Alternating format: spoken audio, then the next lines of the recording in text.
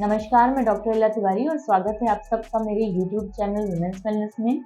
जैसा कि आप सबको पता है, हम अपनी सीरीज प्रेगनेंसी यानी ट्राइमेस्टर्स में आज बात करेंगे प्रेगनेंसी में होने वाली कॉम्प्लिकेशंस, जो कि थर्ड ट्राइमेस्टर में सबसे ज़्यादा पाई जाती हैं। और इस क्रम में पहली कॉम्प्लिकेशन है जेस्टेशनल हाइपरटेंशन यानी गर्भावस्था में बीपी का बढ़ना।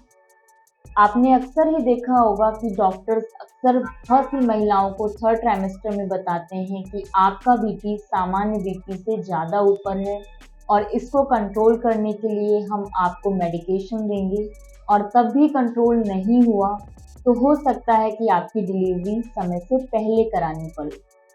तो इन सब बातों से आप समझ सकते हैं कि प्रेगनेंसी में बीपी का हाई होना कितना बड़ा रिस्क हो सकता है, माँ के लिए भी और शिशु के लिए भी। तो इस वीडियो के माध्यम से आज मैं आप सबको बीपी के बढ़ने के बारे में जानकारी देना चाहूँगी और आप सबको कुछ उपाय बताएंगे जिससे कि आप इस गंभीर बीमारी से बच पाएँ। इसके अलावा अगर आपका बीपी हाई है तो इसका माँ एवं बच्चे पे क्या रिस्क आ सकता है, हम इसके बारे में भी बात करेंगे। तो सबसे पहले जेस्टेशनल हाइपरटेंशन क्या होता है? जेस्टेशनल हाइपरटेंशन एक तरह की बीमारी है जो प्रेगनेंसी के 20 सप्ताह बाद ज़्यादातर पाई जाती है। अगर किसी महिला का 20 वीक्स के बाद फर्स्ट टाइम बीपी 140/90 से ऊपर आता है और रिपीटेड बीपी लेने पे भी रीडिंग इससे ऊपर ही रहती है, तो हम ऐसी महिलाओं को जेस्टेशनल हाइपरटेंशन की कैटेगरी में डालते हैं।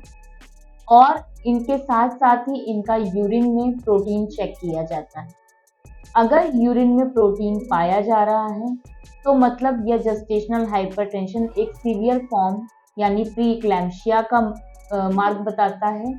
और प्री इक्लैम्सिया नामक बीमारी में बहुत बार रिस्क होता है कि माँ का बीपी ना कंट्रोल कर पाए हम और डिलीवरी 34 से 35 वीक के आसपास ही हमें करानी पड़ जाए, या बहुत बार महिलाओं को प्री इक्लैम्सिया में इक्लैम्सिया कन्वर्ट होने के चांसेस होते हैं, यानी दौरे या झटके आने के भी चांसेस होते हैं, जिसकी वजह से इमीडिएट टर्मिनेशन करना पड़ सकता है प्रेगनेंसी। तो ये एक मोटा मोटा क्लासिफिकेशन है प्रेगनेंसी में बीपी के बढ़ने का। अब हम जानते हैं कि अगर प्रेगनेंसी में बीपी बढ़े तो वो माँ और शिशु को कैसे नुकसान पहुंचा सकता है।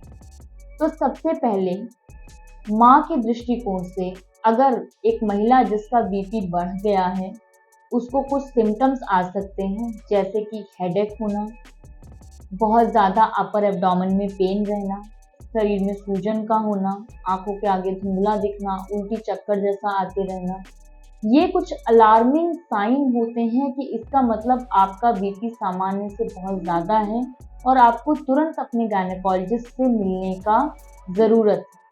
क्योंकि अगर ये बीपी हम नहीं कंट्रोल करेंगे तो ये प्लासेंटा को अपनी जगह से हटा सकता है, जिसे प्लासेंटल अब्रप्शन कहते हैं, या बच्चे का जो ब्लड फ्लो प्लासेंटा से जाता है वो धीरे धीरे कम हो सकता है, जिससे बच्चे की ग्रोथ सामान्य से बहुत कम हो सकती है एंड धीरे धीरे हो सकता है कि ब्लड सप्लाई ना मिलने पर बच्चे की गर्भ में ही मौत हो जाए।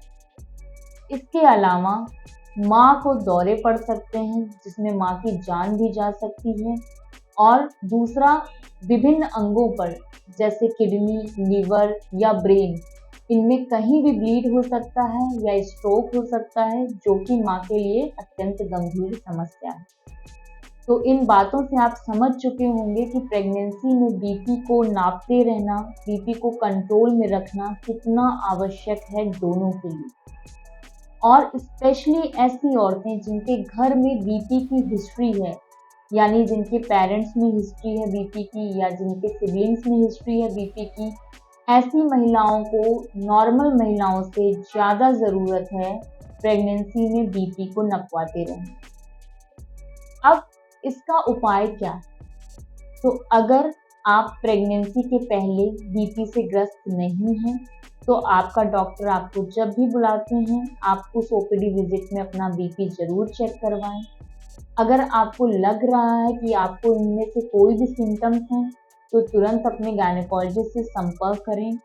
और अगर कभी भी आपका बीपी 140/90 से ऊपर जाता है तो अपने गायनेकोलॉजिस्ट को बताएं और उसके द्वारा बताई हुई एंटी हाइपरटेंसिव मेडिकेशंस जरूर लें, क्योंकि यही मेडिकेशंस हमें प्रेगनेंसी को प्रोलॉन्ग करने में हेल्प करती हैं और माँ एवं बच्चे दोनों को हाई रिस्क से बचाती हैं।